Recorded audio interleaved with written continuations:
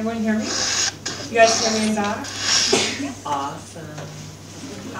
Hey, thank you so much, Margot. You know, the Creative Mornings team, they put a lot of work into this, and it's every month. And so a special thanks to you guys. And I've really enjoyed actually being a part of this community. It's been really enriching, and I'm really honored, actually, to have been asked to be up here to talk to you guys today about magic. So, hi. Magic and personal development is my theme today. And I want to start by actually asking a question. How many of you have been out, like one night, and you have been out with friends, and you are, there's something about the night that's really special. Like everything happens the way it's supposed to happen, you feel great, you're having an awesome time, and you just have this moment where you feel like everything is perfect. Any of you had that experience when you've been out? All right, good, cool. Okay, well here's another one. Okay, so if you are, say this happens, you're outside and you come across a scene that is so breathtakingly beautiful in nature that you, again, you feel like everything in that moment is right. You feel, this is where I'm supposed to be. Has any of you had that? Yeah. Okay, awesome. Like sunsets on the beach. So what I like to think of doing is thinking about those moments. There's something profound about that, and that's a magical moment. And when we look at the definition of magic, this is how the British use it. They use magic to describe something wonderful and exciting. And it's an event, and it's something that can stay with us. Like that magic night out, we kind of feel those effects. We feel that they have an effect upon us. Now, as Margot said, I got my degree in humanistic psychology. Now, in humanistic psychology, what they believe is that they want to look at people as a whole, and they want to look at a person contextually. Like, what about your life? Like, the context of your life, like how you grew up, where you lived, your experiences. And they want to see people in that more holistic way. And they say that we're all here to develop, so that as human beings, we're all here to grow and to change. Now, one of the founders of humanistic psychology was Maslow. And he actually said that he had a real specific theory about personal development. And you might recognize this. This is his Maslow's hierarchy of needs. Now, what he said is that we need to get some basic things covered, and we're moving up this pyramid so that we can be self-actualized, which is a state of acceptance. Like we know who we are, we accept others, we accept ourselves, but there's this process of doing it. We need to have these things in place. Now, he said that when you can get self-actualized, when you're in this really awesome accepted place, that's when you can get to have a peak experience. Now, this is his version of the magic moment.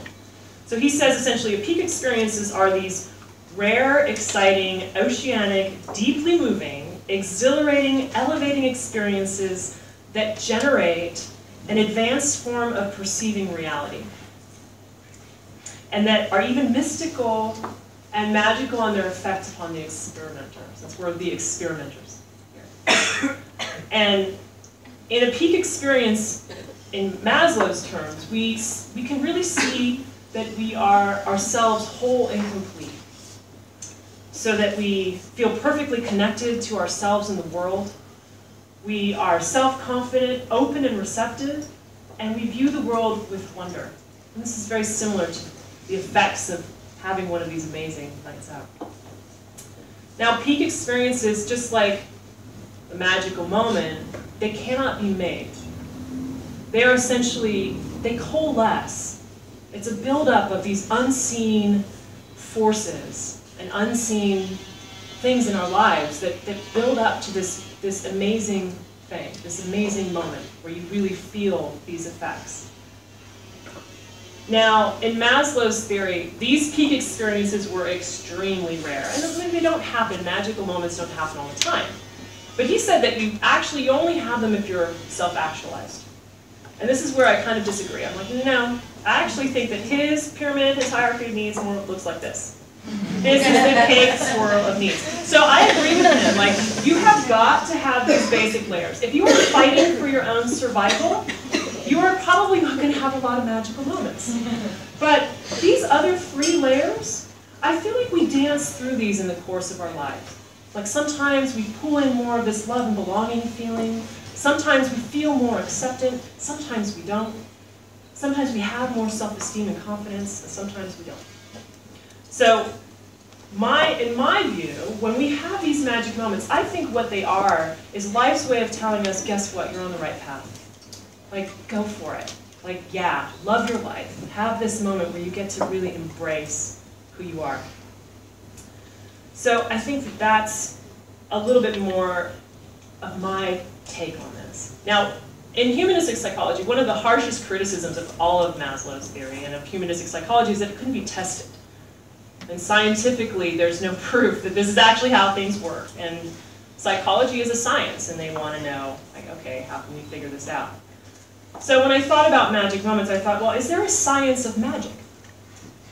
Yeah. So I found out that there is, and it's this creepy guy. I saw this picture and was like, well, this guy freaks me out. I kind of need to include it. So what I found out was that there's a group of researchers in the last 5 to 10 years that are looking at what happens to our thinking when we experience magic. Now for them, they're using a magic trick, a really well executed magic trick. And when we experience, what they found is that what we experience when we see something that we cannot explain is that we feel wonder. So magic makes us feel wonder, which is great. And now wonder is this incredibly important thing. And Socrates says that wonder is the beginning of wisdom. And what he means by that is that when we wonder about things, we ask questions. And that's how we grow our knowledge of the world and of ourselves. Now that's great. But I think he actually, to really get this to work for your life, you have to be willing to ask the questions. So it's not just that you have the questions, that you have the wonder, but you need to let that wonder, you need to have the confidence to ask questions. So wonder is this open state of mind that is best served by having a sense of curiosity rather than resistance to the unknown. So when we embrace wonder, we are willing to discover. Now being willing to wonder and to ask questions, that's actually a big challenge for a lot of us. Because we are creatures of habit, and we love to stay in what we know. Because I am an expert in what I know. So there's no, I've got no doubts. I'm like, I know these things. These are the things that I know. I want to stay here. So when I experience something that's unknown to me, it can be really tempting to kind of go, but in order for wonder to really lead us to wisdom, we need to be brave enough and have the confidence to ask the questions. It's because it's when we are confident. I mean, that's when we actually are willing to ask the questions. That's when we're not afraid, really, of what we don't know, because we understand that what we don't know is just going to add to our lives if we're willing to go, if we're willing to question. And that's how we can grow our wisdom of the world and who we are. Now, if we can use wonder in this way, we can actually turn that wonder inward. And so when you are open and you turn your sense of wonder inward, you are going to discover the uniqueness of you. And that's actually just going to make you more confident. So, I mean, I believe that really understanding this uniqueness is really going to help you accept who you are in life. I mean, we're all different, right? And when you think about how we develop, I mean, we all develop in a very different way. And we all have something very different to express. And that when you really embrace what that expression is, when you embrace what's truly yours, like who you really are in your heart, and you really accept that, and that's very independent from who you were taught to be, or who other people think you are. I mean, this is this moment where you get to really embrace who you are, and that's when you stop comparing yourself to other people, because no one else is you. Now, that's exactly, I think, what Maslow's talking about being self-actualized. I mean, look at who you were, you know, just 5 years ago. We've all changed, we've all grown, and we've all developed. So ideally, this is the path that we're on, and we're all trying to be the best we can. And we can only really do that by knowing ourselves. And that's where this sense of wonder really becomes something essential. So when we wonder and are open to discovery, we become flexible to the great unknown of our lives. Because again, if you're confident, you know who you are, the things that you don't know aren't threatening. And we are all on this road of life. And this is what our path is on this road of life. Now, not knowing is uncomfortable. I mean, we think we know where our road is leading us, but to be perfectly frank, we don't. That's just because life does what it does. So we're on this road of life, and I'm on my road, you're on your road. This morning, all of our roads just collided, which is lovely. Hi, nice to meet you. And this road actually touches every aspect of our life. So I can have like my road right now is really focused professionally. So I have a real strong professional road. But all my other roads are still there, like my family road, my relationship road. They're all like these side roads, and we're all just going along. Now, because life does what it does, I mean, this could be your road today, which is really gorgeous. I think this is West Coast, by the way. And then tomorrow, your road could look like this. This is a bad road. And this is something that makes life, this is what life does. Like, you just don't, you do not know what's going to happen tomorrow. You could lose your job. I mean, the list can go on. But point being is that being flexible is what's going to happen. That's what's going to help you figure out any road that you're on. And I guarantee you at some point you're definitely going to feel this. You're going to feel like you're going to look at your road of life and go, oh, what happened? And what I believe about these moments, when they happen, is that life is asking us to discover something new about ourselves. To try to grow and change. We need to grow, we need to change. And that's going to be how we survive, and that's how we discover more about the world. And what makes any road easier, again, is the flexibility. So having this open mind, embracing wonder, using curiosity, and having confidence. Now, it's no surprise. This list happens to be some of the characteristics of some of the most successful people of our time.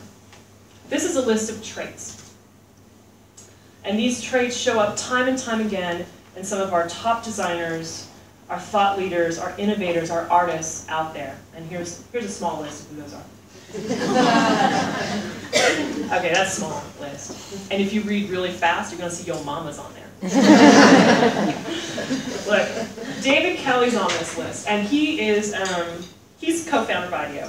And he says that curiosity is the cornerstone for discovering creative solutions for his clients. Great, I think we can all agree with that.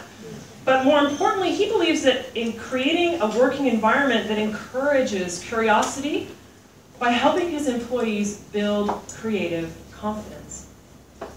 And they do this by creating an open environment that gives their designers what they need to know to grow and develop. And that's where they get to get in touch with their curiosity, and that's how they're going to innovate.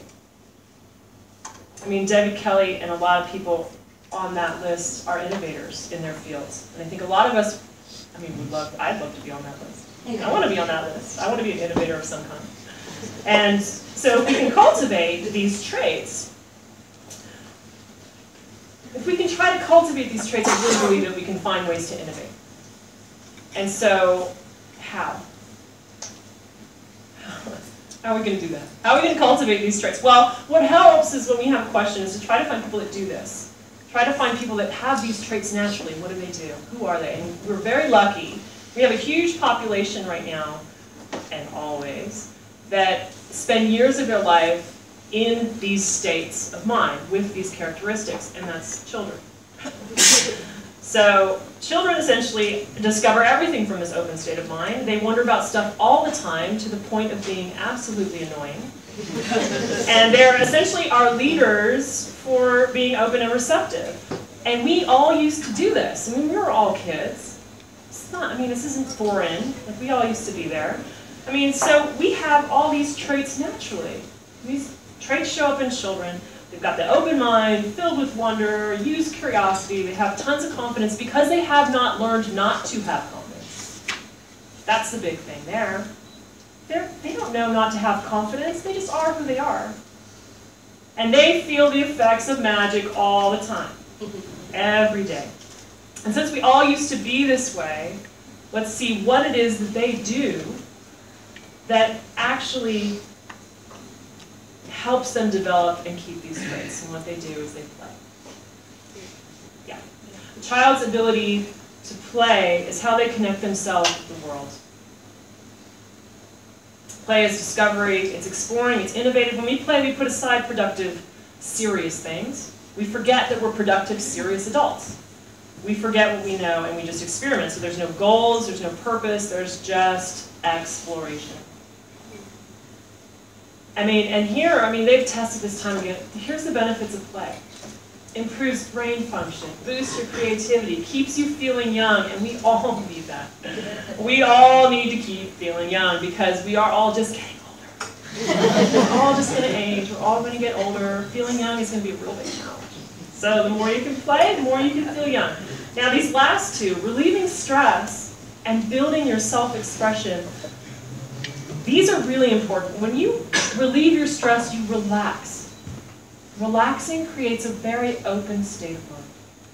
When you are relaxed, you are naturally more receptive. And when you discover with play, you're going to discover how you self-express and how you uniquely express something. So if I asked you all to draw a house, I would have 100 and something different houses. Because you are all different. You are all going to express things different. And when you play, you get to get in touch with that, which is where you're going to find who you are. Plato says that you can discover more about a person in an hour of play than in a year of conversation, which is so true. When you see kids on the playground when they're playing with each other, you know who the bully is. You know who the creative, uncontrolled monster is. You can see it very quickly, and that's so true when we play. So whether you're a designer, a lawyer, professional golfer, it doesn't matter. When you are open and take the time to play, you will discover your voice. And that you're going to discover that your voice is different than any other voice.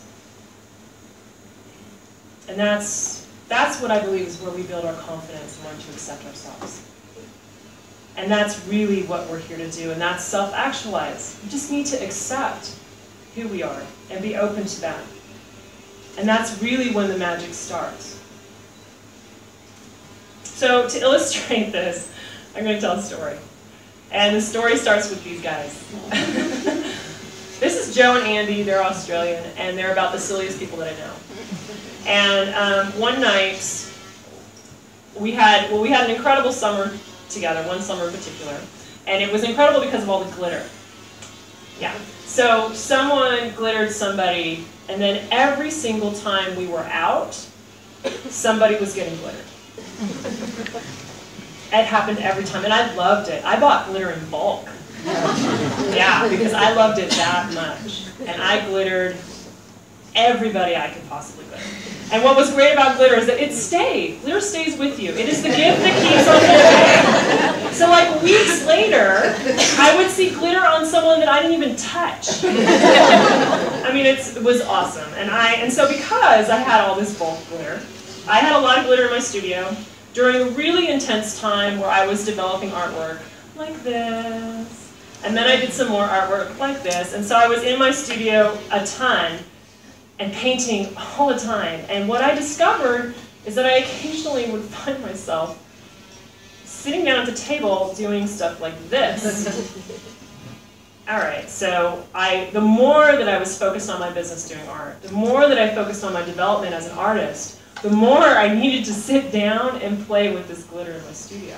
And what I identified is that my desire to play with glitter was my play. This was my playtime, where it didn't have anything to do with my painting. It was completely separate. And I needed it. I really needed loose and unstructured time.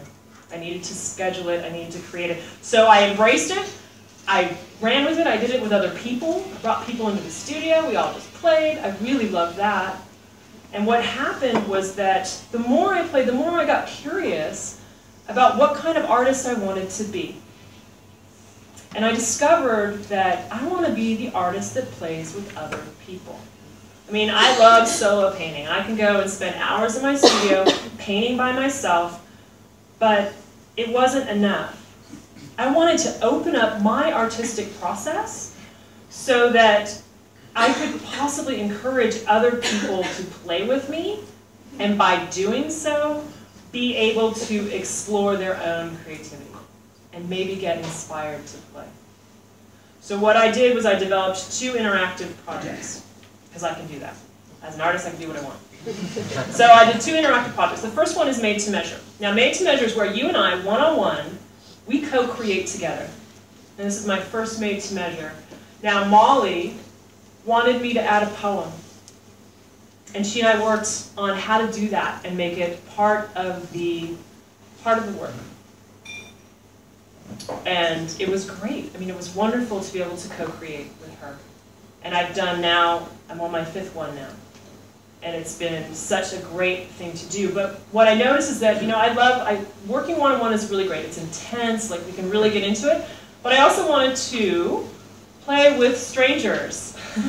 So I developed InterART. Now, InterART is where I am creating, and you come into my space, and we engage with each other, and I inevitably put a brush in your hand, and you are painting with me. And that process has been incredible. It's been really magical, and so far it's been here in Amsterdam, it's been at the Creativity Project. Now, if you don't know who these guys are and you are interested in exploring, the Creativity Project is a great place to explore that. And also in Barcelona, Gallery Contrast, which was really fun. And I discovered that in Amsterdam, people express one way. In Barcelona, they express completely differently. And that was really fun.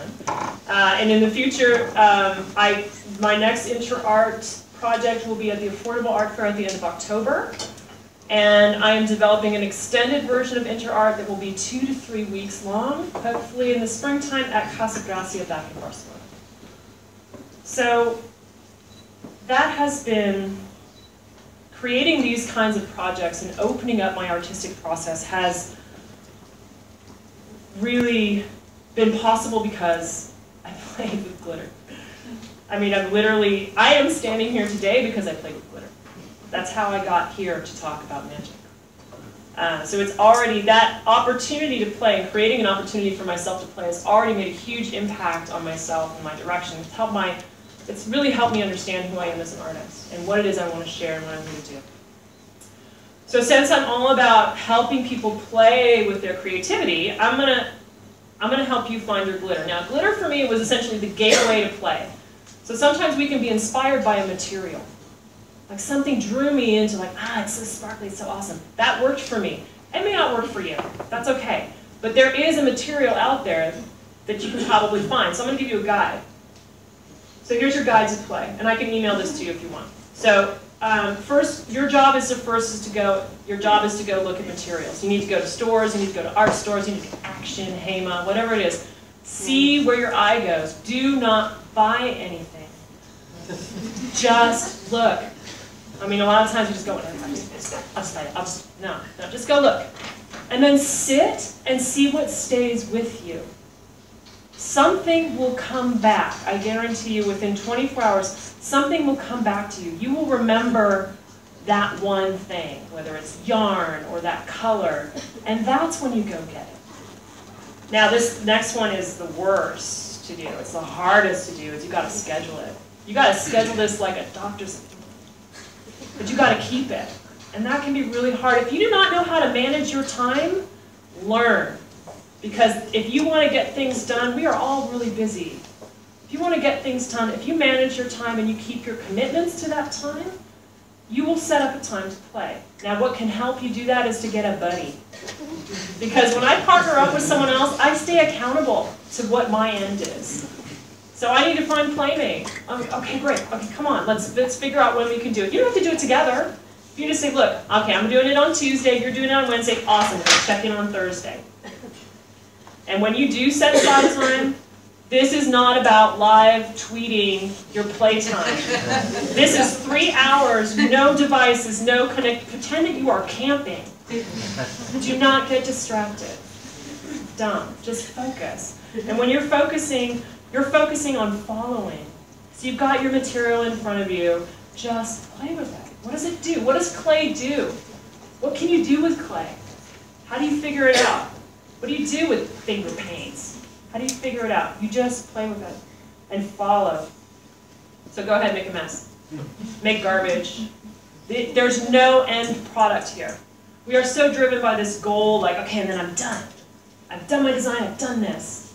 That's not what this is about. This is about just exploring what happens when you set aside this time and you give yourself something that appeals to you. And you see what happens. And you do not need to do anything with what you make. You can throw it away. You could give it to your mom and ask her to put it on the fridge. Right? But it's not about the end product. There are no goals. And when you have had your awesome time playing, you need to share it.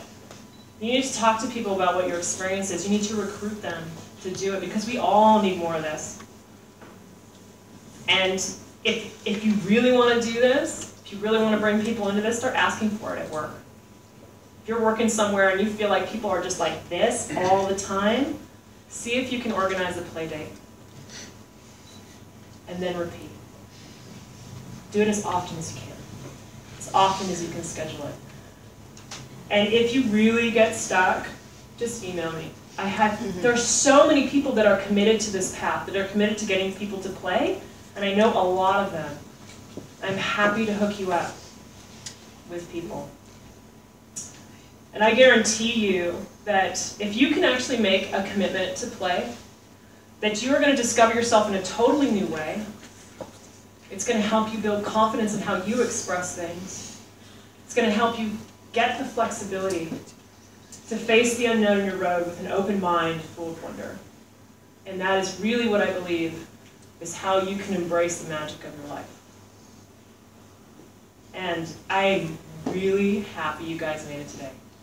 And I really appreciate your time.